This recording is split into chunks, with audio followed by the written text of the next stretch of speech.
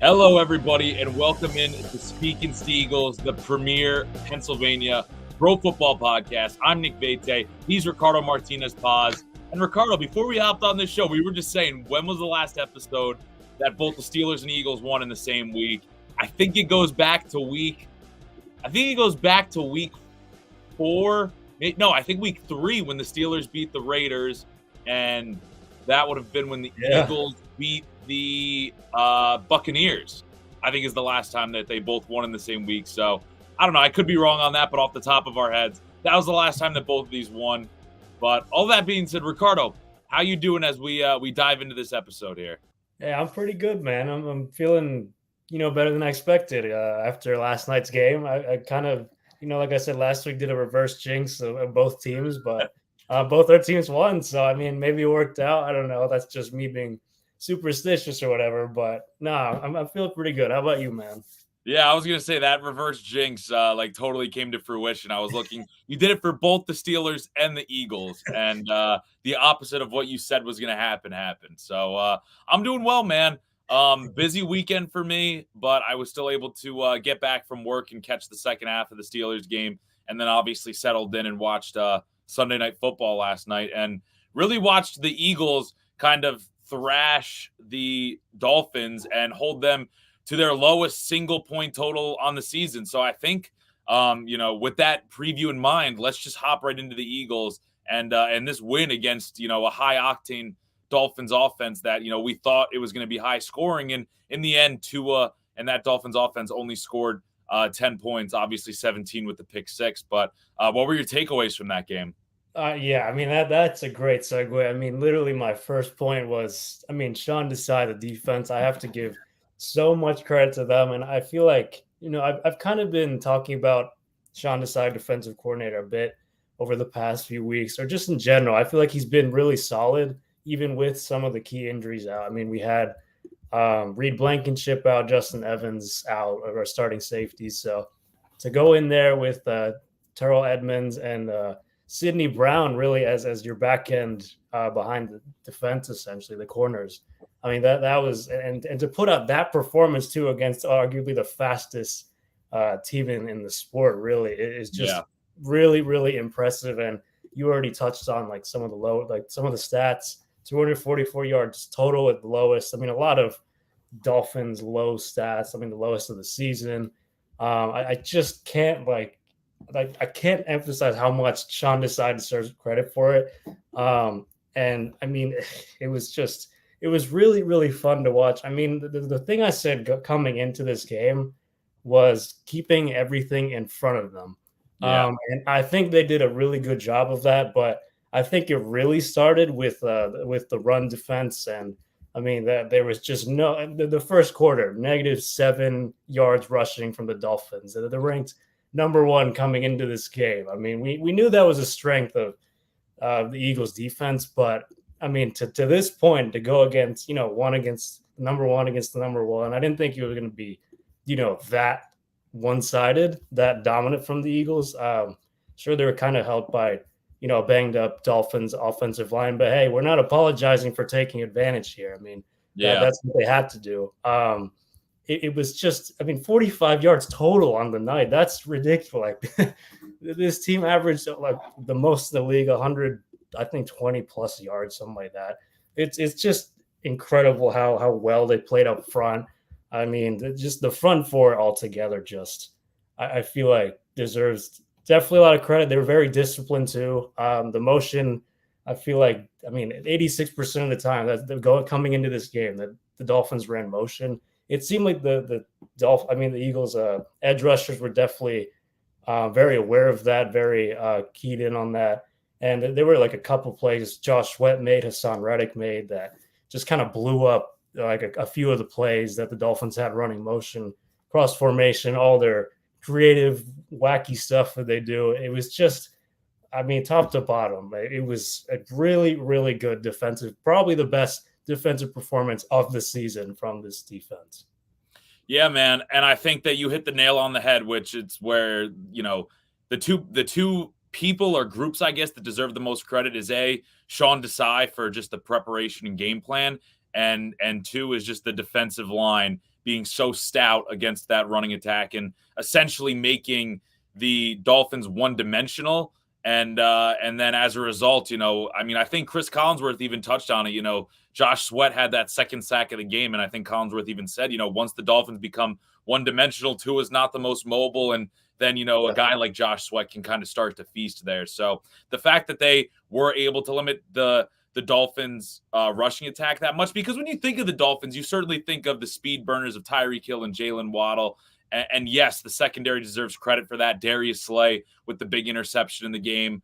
They all deserve their credit, but I think a lot of their success is also predicated on the fact that just the Eagles were so good. Not only in this game, all season they've been just good stopping the run, and it continued against the best offense in football. Point blank. Yeah, I mean, it's the best rush defense in the league. I didn't think. I mean, last year I feel like under Jonathan Gannon, I feel like it was a bit more the run defense was a bit shaky, and then obviously Jordan Davis being injured for a good portion of the season didn't help.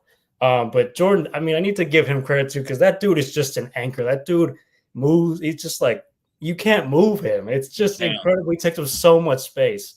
And when you add the fact, you got Fletcher Cox, Jalen Carter, it's just who can just roam free and go rush the passer essentially. I mean, it was. Oh man, it was really fun to watch that front four. I mean, everyone made plays. Even Jalen Carter, which was kind of dumb, his boneheaded play of flopping or whatever. That was the first time I feel like he made a legitimate mistake, because I feel like, like this entire season he's just been blowing up plays, but that was like his lone mistake. It's the one glaring thing they messed up on, but. I mean, it wasn't it was near perfection, but obviously, it's really hard to stop an offense like this. The touchdown to Tyreek Hill is a big example of that. But you'll take that when that was the lone touchdown of the game. Like it was just really, really good defensively all around. Yeah. So I mean, and there was no like deep shots. I mean, they made the tackles they had to for the most part, which I also said going into this week. So yeah, I mean, just great execution from the defense, but I can move over to the offense if you want on this. But I really have nothing more to add on the defense. I mean, the only thing I was going to say is like that three-headed monster at the interior defensive line of Cox, Jordan Davis, and Jalen Carter. I mean, it makes you almost forget how good Javon Hargrave even was last year. You don't even necessarily miss him anymore. So. They've been stellar to this point, and no reason to see them slowing down. But, let's transition over to the offense. Yeah, so I feel like a lot of things that I said last week coming into this game that the Eagles actually did. And the other thing, well, at least the biggest thing for the offense, I thought, was time of possession and keeping the Dolphins offense off the field, which they did for the most part. I mean, nearly 37 minutes of time of possession. First downs, they got 26. I mean, that last drive was just absolutely huge. Just see that also is just emblematic of the team, the aggression. Nick Sirianni, I mean, 4th and 1 from their own 30-yard line, and then they initially were going to punt on that, and then Sirianni calls a timeout, and then the brotherly shove, and they do it again a few plays later, and it's just I mean, it was just obviously it wasn't a flawless game. There were 2 turnovers again. Still got to clean that up. I feel like I've been saying that for a while now. And real quick, while you say the turnovers, I mean, the interception was bad, and obviously it led to points. And usually when you get a pick six, that's not a good recipe for success. But the defense played so well, it didn't matter. There was another point in the game too. Well, I don't know if you noticed it. It was in the first half where Jalen Hurts scrambled for a first down, and he was kind of breaking it down as he was going out of bounds, didn't realize he was being chased by a Dolphin defender. Yes. And the Dolphin defender forced the fumble. It went out of bounds right away. But it's just something like that. It's just so carelessly reckless the way that Jalen Hurts is kind of running with the football and just not being aware of his surroundings. It's it's such an easy thing to clean up, to just protect the football there. Yeah. And just get out of bounds with the ball secured. But because that could come back to bite them at some point down the road. Yeah. And even just the first fumble he had, I mean, he could have thrown that ball away. I know there was pressure and all, but still you can't hold on to like that. And especially as loose as he did. But it only cost them 3 points somehow because the defense played that well. But just overall, I mean, if you look at 3 of the drives they had, there were at least 6 minutes taken off the clock, and then a Yeah. total of like 21 minutes. That's a pretty good recipe to limiting. That reminds me of the dominant Eagles drives of last season. Yeah, exactly. What was these ways that they just grind you down with 6, 7, 8 minute drives.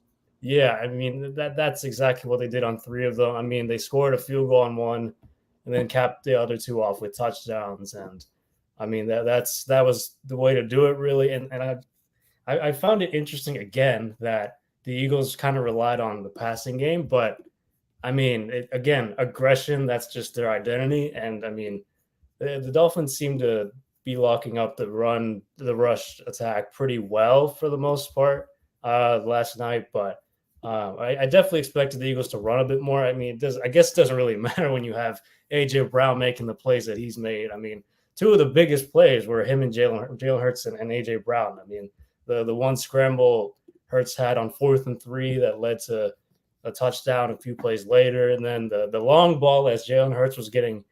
I mean, he knew he was going to take that hit in the final quarter of the game, and delivered a strike in between 2 defenders. I'm like, all right, well, this is like the Jalen Hurts of old. Like, why don't we see more of this? Just kind of like getting out of pressure, taking the hits, and delivering strikes left and right. And was like, man, we need more of that. But like that essentially ended the game because Kenneth Gainwell ran the ball, and it was 31-17 at that point. And yeah, I mean, that was when I went to bed.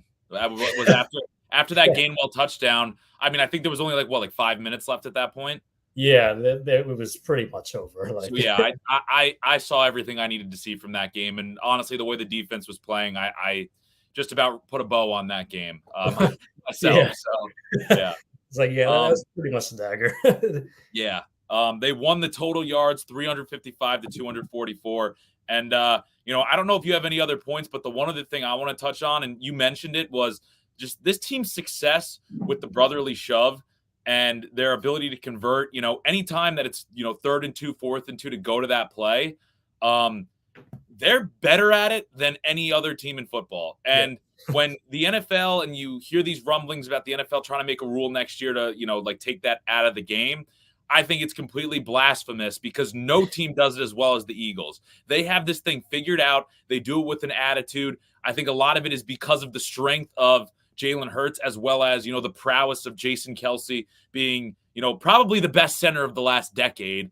And also just a bunch of studs on that offensive line. Like, just because the Eagles are good at it, and I think Nick Sirianni has, said things along this line. Just because the Eagles are good at it doesn't mean they should take it out of the NFL. Look no further than the Steelers trying to convert that 4th and 1 to end the game against the Rams yesterday, which they got a generous call on. It's like they can't do it as well as the Eagles can. So why should the Eagles be punished and a rule be made against it just because they have figured out a way to effectively do it time after time? So I'm with Nick Sirianni and the Eagles that there shouldn't be a rule against this. Yeah, I'm also with that. It's just like people are like, oh, it's not a football play, it's a rugby play. I hate hearing that every single week. It's just like they're going to keep doing it. It's just eventually defense has got to figure out how to stop it. It's not like they've converted every single one of them. I mean, I think the percentage is like 93. So teams have stopped them, just not very often that happens. But I mean, it's just ridiculous. I mean, other teams do it, and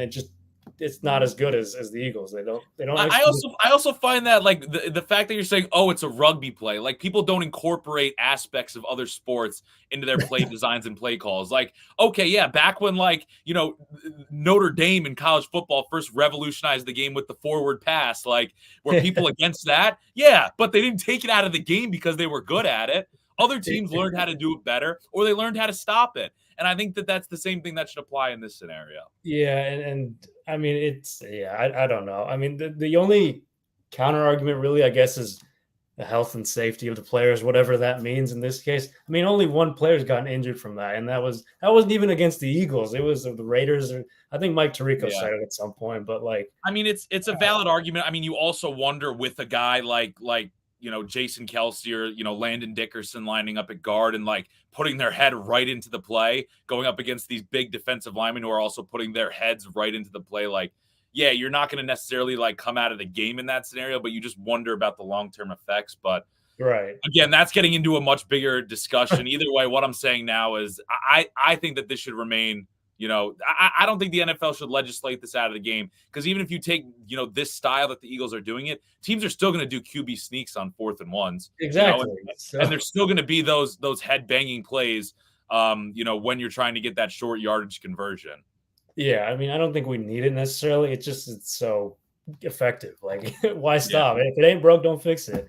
So, but my last thing I'll say is, that was a really, really good response from the Eagles coming off such a tough loss. A game they really shot themselves in the foot against the Jets. So, I mean, credit to really the entire team for bouncing back and responding. And I mean, yeah, I mean, this is a playoff team you just beat. This is, they're going to be in the postseason one way or the other. And they just, they took it to them. So, yeah, and Kelly Green. Sorry, I need to say Kelly Green. Those uniforms need to stay. I mean, they're so good. How did we not bring that up earlier? The first thing I texted you about this game was like how much I loved that Eagles logo in the center of the field. Man, did it look good. So good, man. Oh my, I didn't realize, I said this to you. I didn't realize how good it was, how clean it looked, like, until I saw everyone wearing it and the field. I'm like, man, gotta make this our permanent home jersey. Like, it's so good. Yeah. We had good uniforms for the Eagles, good logo for the Eagles, a good bounce back win for the Eagles. And speaking of wins, let's transition now to the Steelers, who also got a win this week. And they did so on the road, coming off the bye week. They had extra time to prepare for the Rams. And you wouldn't know it by the way that they played in the first half, that they had extra time to prepare and game plan on offense. But still, they were able to find a way to get the job done and ultimately win the game traveling out to the West Coast. So my first kind of takeaway that I have to say about this game, something that the Steelers did that they don't, often do is, and especially in the second half, that's what I'm going to kind of focus on here. They got the red zone conversions and they scored touchdowns when they were in the red zone, which I think is the biggest thing. And just in the second half, they were able to move the chains a lot. They were 3 for 3 in the red zone chances in this game. One was off the TJ Watt interception, where it actually took them until 4th down and a Kenny Pickett QB sneak to get in. But the other two were, it was a 5-play drive. And then also I think it was a 10-play drive that Jaylen Warren got in. But both of the running backs got a score. And I mean, hey, when you've struggled in the red zone a lot and then all of a sudden you go to being 3-3 in this game, I mean, that's going to lead to success when you can actually punch in those opportunities and capitalize on your opportunities in the red zone and not settle for field goals.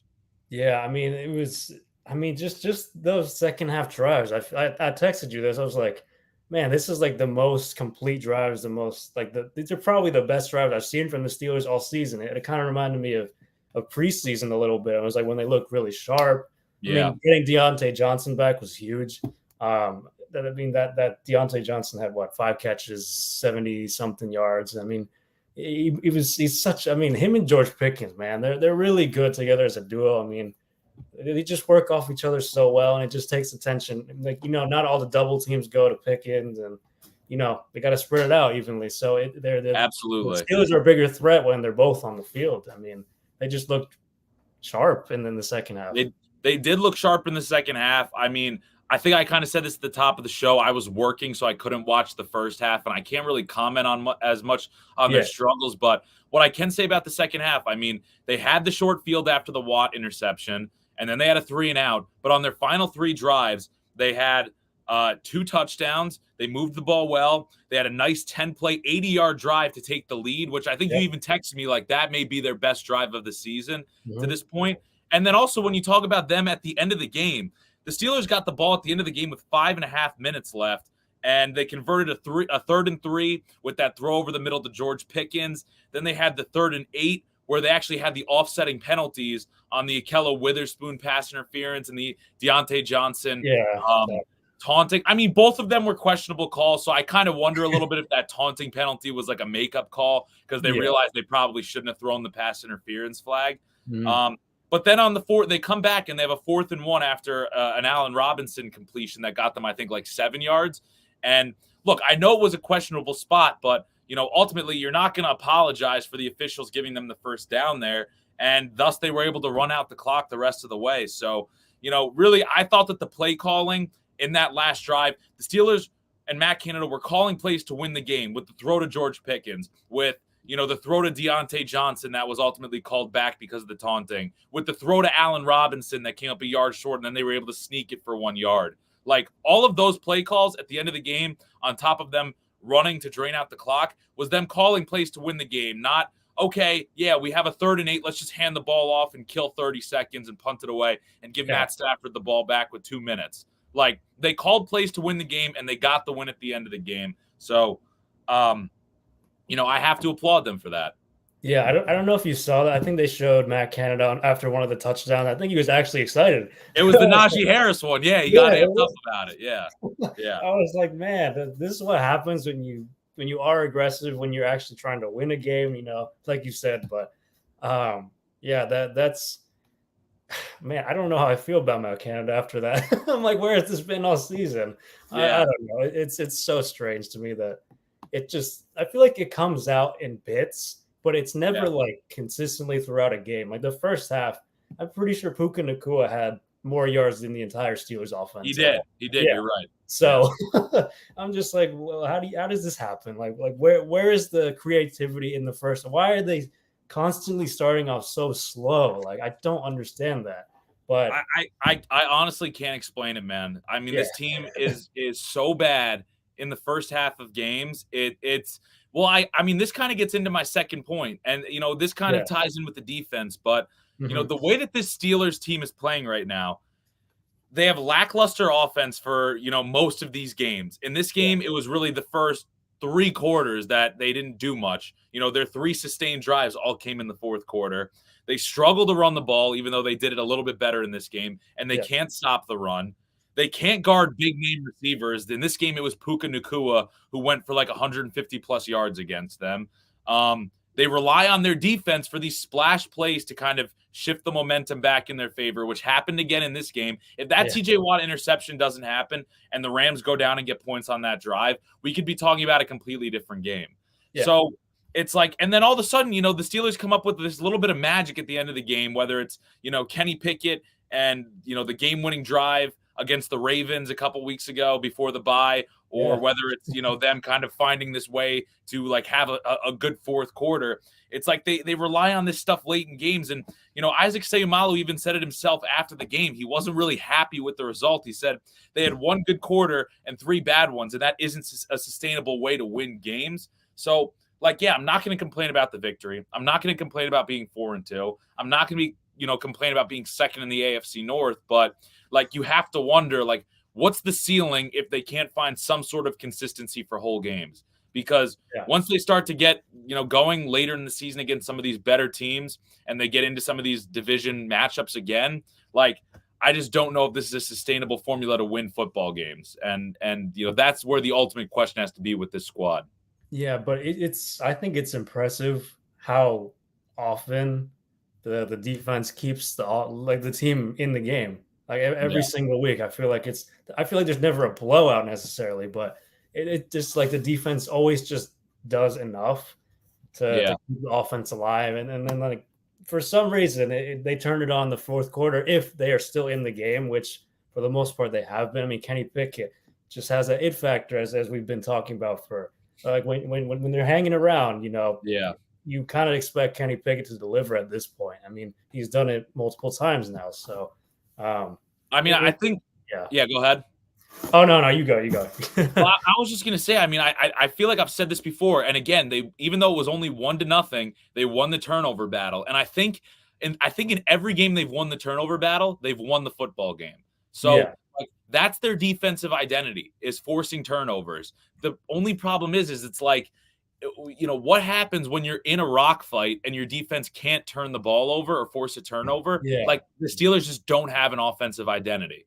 And, once you get going up against a disciplined team that, has a game where they don't turn the ball over and can, score points, I just don't know what the offense can do to kind of match that. And that's where I think the ultimate issue is going to be. But if this offense can find some sort of an identity to a certain extent. It's hard for me to talk myself into saying like, okay, that fourth quarter, like that's who the Steelers are. That's what we do need to see more of that. But Yeah, the question is, can we?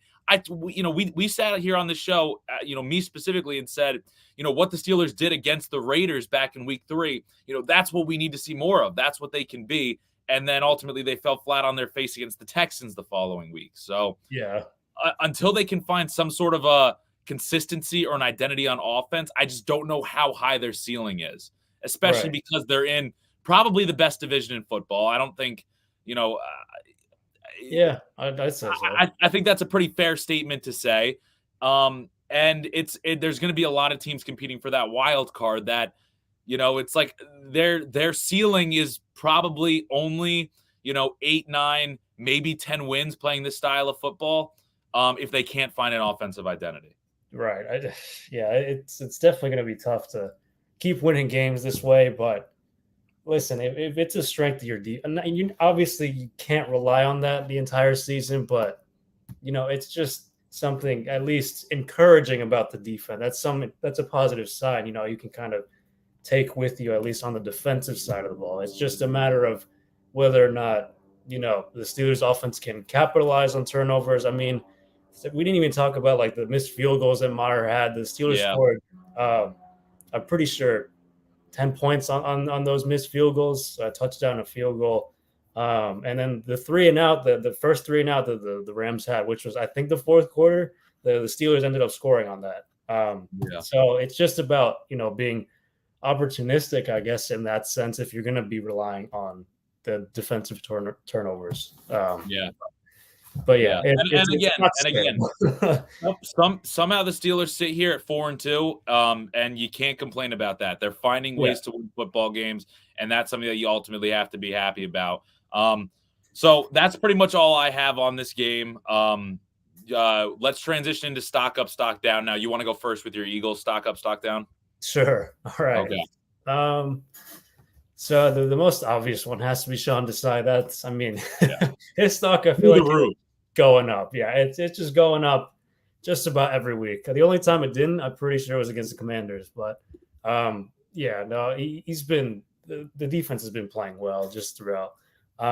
He's done more with less than Jonathan Gannon did last year. Yeah, I don't think Jonathan Gannon could ever do this. But that's a whole other thing. I'm not going to get into him. But well, I feel like we even said this. I feel like we even said this at the start of the season. Like having Jonathan Gannon leave, and even though he did a good job with the defense last year, like having Sean Desai come in wasn't necessarily like a downgrade. And I think we just said it was going to take a couple weeks for everybody to kind of get adjusted to that. And now he's got this defense, kind of humming right now and, playing fantastic football against the NFL's best offense. Yeah, it's interesting that I don't worry about the defense very much. I thought it was something I was going to be worried about coming into the season, but it's not. It's kind of the reverse. It's more the offense. But I mean, that's credit to Sean Desai, really. But I mean, it's just even with all the injuries, still somehow finds a way to make a really good, like a really, really good game plan against offenses, and they find ways to execute it in the best way. So, my other one is AJ Brown. I mean, I finally put him in this. Yeah. I've been leaving him out a bit. I'm like, all right, you know what? He made 2 of the biggest catches of the game. He's the 3rd receiver to have at least 125 receiving yards in 5 consecutive games. I mean, Calvin Johnson, the last one to do it in 2012. I don't even know this is Pat Studstill in 1966. But I mean, that's just ridiculous. Like, it's just every single week, like, this dude's going to produce. I mean, you should expect it, but, maybe an off game here or there. But, because I would think defenses would hone in on him. But, I mean, God, he's something, man. He's special to watch. He's been incredible. I mean, he's one of the top 5 receivers in the league. There's no arguing that. Oh, absolutely, man. I think he's second. Or he might be. I think he's second in the league right now in receiving yards, but could be wrong. I think he was behind Tyreek Hill. It's definitely still Tyreek Hill, but AJ Brown is no doubt in the top 3. Yeah, as he should be. But I guess, should I go to stock down now? Because go ahead. All right. I'll say Terrell Edmonds just because. I mean, it's not that he was like terrible necessarily, but he did kind of get burned on that the Tyreek Hill touchdown. He was a bit slow reacting and helping James Bradbury in coverage, and ultimately led to the lone score of the Dolphins offense. But he also allowed a 3rd and 12 conversion, a 19-yard reception. But those are just nitpicky plays that I feel like there wasn't a terrible amount of bad here or a stock down really, especially when you win like this in this fashion. So he's like the one player I feel like I could have said anyone guarding Tyreek Hill really, because that's just unfair. But Yeah. yeah. I mean, I think he had 12 receptions, but like let's be real, like he's gonna get his reception. He's gonna get like he's just so fast. It's so hard to defend him. Like Yeah. I don't know. It's the Just fact that the Eagles defense didn't let him explode for these, those routes, huge maybe plays. 10, 15 yards down the field that he then runs after the catch for another 30 to get in for a Exactly. score. Yeah. So I mean that's probably my only one, I would say. Yeah. No, that's I don't really have anything else to add on that. I'll get into my stock up, and you kind of alluded to it, but I didn't want to dive right into it while we were talking about the Steelers. But having Pickens and Deontay Johnson back, I like that cup, Ricardo. Thank you. Who was that on there? Fletcher Cox? Now Darren Sproles, Jason Peters. Oh, there you go, man. There you go. Two legends. Philly, yeah, there you go. So yeah, back to my point. Deontay Johnson and George Pickens, the wide receiver duo back together, and just when these guys are on the field together, you talked about it. I mean, it opens up George Pickens. It takes him away from the double teams on that 3rd and 3. Conversion on 3rd down or on 4th down that the Steelers had to extend that drive at the end of the game to ice the game. I mean, George Pickens had single coverage because the defense had to focus on Deontay Johnson as well. So it just opens so many things up when these two guys are on the field together. And it's just like this wide receiver room, everybody knows their role when they're all healthy. Deontay Johnson is that route runner. George Pickens can win the contested catches. And be kind of that big explosive play guy. Calvin Austin is your speed burner downfield, and Allen Robinson will line up in the slot and kind of be your safety blanket. So, everybody kind of has their role. You don't have to have Calvin Austin and Allen Robinson filling in the shoes of Deontay Johnson, and it all just works really well when they're all healthy and good to go. Yeah, I'm hoping Deontay Johnson can stay healthy and the rest of the receiving corps as well. So, I mean, they just look – I love watching Deontay Johnson's routes. They're like – there are like a few players I pick out, Devontae Smith, like the route runners. I really love watching how they get out of their breaks and stuff like that. It's just like the minor things. It's just like he's really good at route running, essentially. No doubt. Garrett Wilson's another guy that comes to mind for me with his route running ability. Yeah, for sure. But one other note on the wide receiver room, Gunnar Olszewski was cut leading up to this game. So I mean, we talked about his struggles as a kick returner, as a punt returner. Didn't have success in Pittsburgh, and eventually the Steelers just had to move on. So it is what it is with him. It was bound to happen eventually. So I feel kind of bad for him, but at the same time, he just wasn't executing. He wasn't getting the job done. But this wide receiver room with these 4 guys healthy is definitely on another level compared to when guys are having to fill in for others. And I think it's even more important that all these guys are healthy when you're missing someone like Pat Freiermuth at the tight end position. And for my stock down, I have to give it to Darnell Washington, who has, frankly kind of been invisible, especially in the receiving game. And with Pat Freiermuth out, the Steelers were kind of looking to him to step up. And, Connor Hayward was getting receptions over him. Rodney Williams was, running routes ahead of him. So that kind of tells you everything you need to know about how the Steelers kind of view his ability as a pass catcher right now. Look, he's good in the run blocking game. He's definitely got that ability. He's an upgrade over, former Steelers tight end Zach Gentry when it comes to running the football. But his development as a pass catcher certainly I don't think is where the Steelers expected it to be at this point. And, without Pat Freiermuth, that much more pressure has to go on these Steelers receivers to kind of, be able to carry the brunt in the receiving game, because Kenny Pickett doesn't have Freiermuth, who was, pretty frequent target for him. Over the middle and underneath.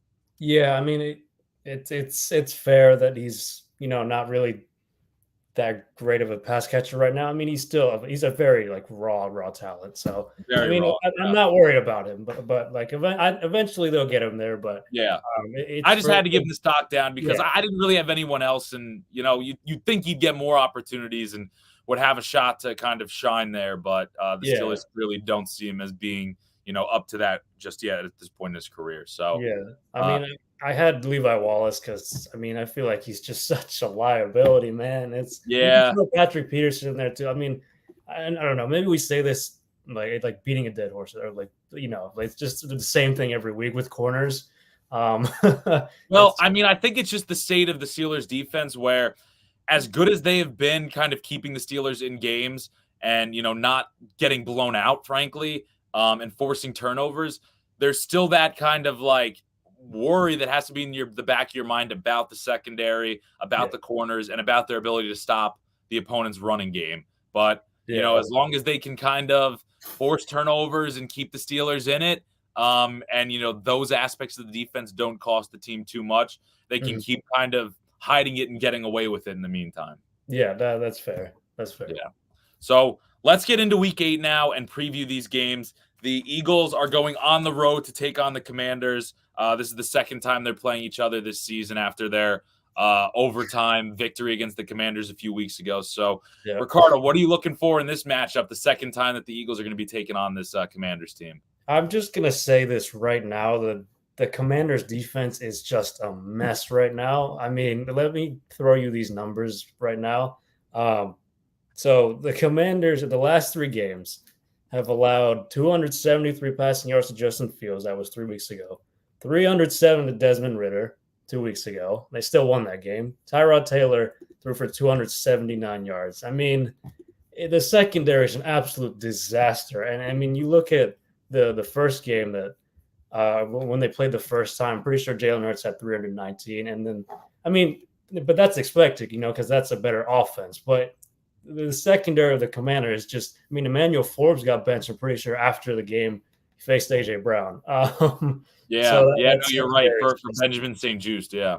yeah, so I mean, they're still figuring it out on the back end. I mean, the run defense isn't much better either. So, but really, what I expect is more of the same. Really, just kind of going with the pass, just staying aggressive and attacking the secondary. That's just I don't know. I don't understand why they're this bad, especially with the front four they have. Like they're delivering on their end, at least sacks wise. Maybe not against the run as much, but I do think this could be another huge game for the receivers. I mean, I probably expect Devontae Smith to get more targets. I mean, they're not going to let AJ Brown do what he did last time. He had 2 touchdowns, 170 yards, I believe, receiving. So the Commanders are probably focused more on AJ Brown, and Yeah. I mean And that's fine. yeah, I mean, you've also got Dallas Goedert, who after all yeah, the talk after the first 2-3 weeks of him not getting really any targets or attention in the offense, I mean, he's quietly had a really good couple of weeks. He's strung together and yeah, scored again last night. So yeah, and now plenty of you other weapons throw that the Eagles can go to if the Commanders really hone in on trying to slow down AJ Brown. you got Julio Jones now too, like which is still weird to me, but That was so weird to see him get a catch yesterday, and he's I know. wearing like number 80. I was like, this just doesn't seem normal. No, it does. I was like, who is that? I didn't even know his number going into this game, and I was like, who is number 80? It's Julio Jones. Like, that's just I don't know. It still looks so strange, but I mean, yeah, they have all the weapons in the world to really take it to the Commanders defense. That's very much underwhelming. I mean, I thought this unit would be top 10, but Yeah. offensively, this is I kind of expect more of the same. The Eagles offense had 410 yards at least, I believe it was, against the Commanders first time around. And I kind of, yeah, I do expect more of the same. Just again, that was the last game they didn't have a turnover either. So, Do you think that this could at all be a trap game, given the fact that they just came off of this big win against the Dolphins where they bounced back really well? I mean, really, arguably one of their best games of the season last night. After this game, they then have a big rivalry game against the Cowboys to solidify their spot in the division, atop the division before yeah. their bye week. I mean, could this be a trap game at all? The Commanders have, the last 3 times these teams have played, the Commanders have given the Eagles some trouble. So could Oh this be yeah. a trap game? It could. It definitely could. It's I think it's kind of similar because the first time around the Commanders got I mean Sam Howell got sacked 9 times against the Bills. The next game it was the Eagles, and then it was really close. It's kind of similar in the sense of like Sam Howell got sacked 6 times by the Giants. Then we scored 7 points. So and now they're playing the Eagles again. I'm like, oh, this is sort of bounce back game for them. Same script, yeah. Yeah, but is And it this just time like it's in Washington. yeah, so I mean, the Eagles fans show up there. I'm not necessarily worried about home field advantage. They don't have that Yeah, with the Eagles, but it definitely could be. I just, I mean, the defense is playing so poorly, though. It's just, I yeah. don't like in on paper this should be a blowout. I feel like this should be a And the Eagles two defense score win. fired on all cylinders last night. I mean, Yeah, you're right. On paper, it should be a blowout. and I think defensively too, they're not going to let Sam Howell just sit in the pocket, just take his, dink. I mean, maybe dink and dunk his ways down, dink and dunk his way down the field, fine. But um, Sam Howell had close to 300 yards the first time around, and he looked like Patrick Mahomes with, Eric Bieniemy calling the play. He played really well that game against the Eagles, even though he got sacked 5 times. But um, I do expect Desai to adjust. Definitely, I think they should be more aggressive, sort of disrupt the timing of routes because, again, I think the Commanders are going to go, quick passes, try and not get sacked. Obviously, I mean that's something they've had an issue with the entire season. And I think Sam Howell is the most sacked QB in the league right now. So getting the ball out quick, I mean, if you can counter that with more press coverage, as I said the first time around, I think the Eagles can fare better defensively than they should. And I'm not worried about the run defense either. Because To a certain extent, yeah, I think they can kind of use a similar formula that they did last night, where it's like, hey, stop Brian Robinson Jr. and the running attack, and then all of a sudden, that's when the sacks can kind of potentially come if you make the Commanders one-dimensional. Because I feel like the Commanders really have success when you have to also account for the running game, and Brian Robinson can, rush for 15, 20 times a game and get up into 80 yards, that type of range. So if the Eagles can kind of hem him in early, that's when I think that, the back half of the game, they could really, make sure that they are getting to Sam Howell. Yeah, I just want to say 2 things. The first is that in that first game against Commanders, I think we had 5 penalties defensively. That the 3 of those were backbreaking. I mean, the first I remember led to a touchdown. The second one extended a drive and so on. But last night they had no penalties whatsoever. So if they can stay disciplined, not have dumb penalties, or I mean some of them were questionable in the first place, but still, if you can just avoid that, I think you can. I think they should win comfortably. Yeah. All right. Fair enough. So do you have a what's your prediction for this game? Last week, you did the reverse jinx. You had the Eagles. You had the Eagles losing and thus not covering the spread. I had the Eagles winning, but I still had the Dolphins covering the 2.5 spread. But obviously, the Eagles covered. So, what's your prediction this week? I'm gonna say Eagles 27-20. I think they should. I mean, it could be more. Honestly, I just don't. The Commanders are not in a good place defensively right now. So take advantage of that. You probably put up points. All right, so you have 27-20, so that also covers the 6.5 point spread. Yep. So our predictions are somewhat similar. I have the Eagles winning this one 23-17. So again, I think it's going to be part of the fact is the Eagles are gonna. I see their offense kind of continuing to build off of what they did last night, where they get back to these long drives that are taking up a lot of clock, and thus I don't think they're going to necessarily score as many points. And I do think the Commanders still have the ability to get in more than they did last week, just, 1 touchdown yesterday against the Giants. So I could see the Commanders getting, a touchdown or 2, and I think maybe a little bit of a trap game for the Eagles, but still not enough for the Commanders to actually get a win. So I have the Eagles winning 23-17, but not covering the spread. Okay, valid. Yeah. I mean, I feel like we don't usually agree anyway, so it's good to have some different takes on these. And again, it's 6.5. I have the Eagles winning by 6. So it's close though.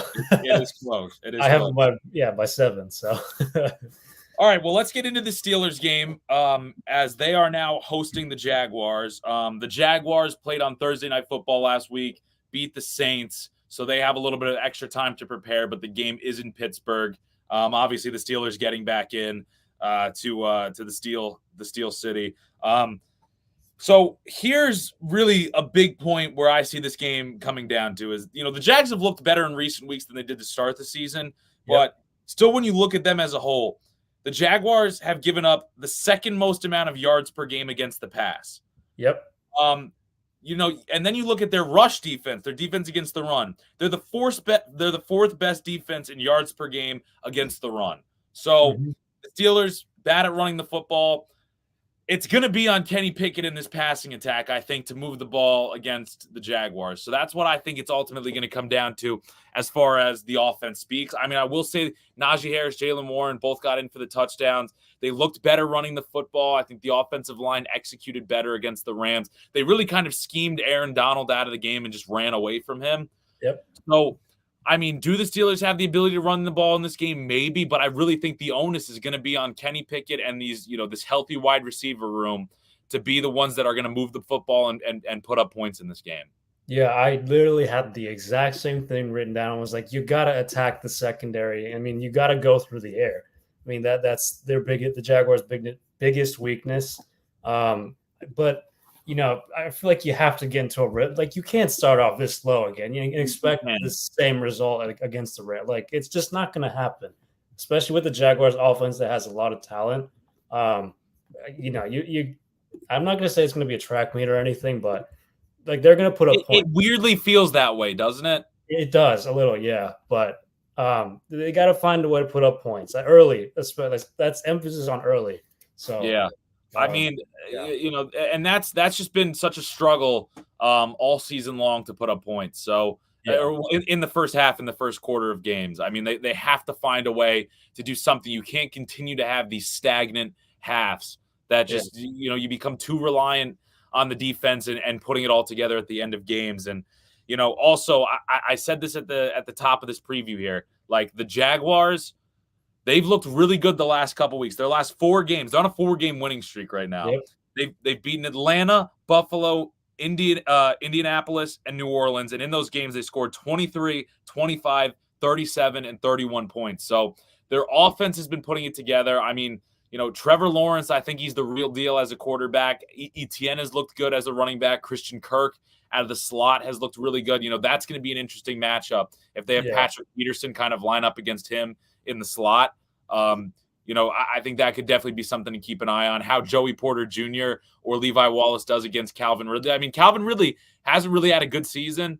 Don't let this kind of be a breakout game for him either.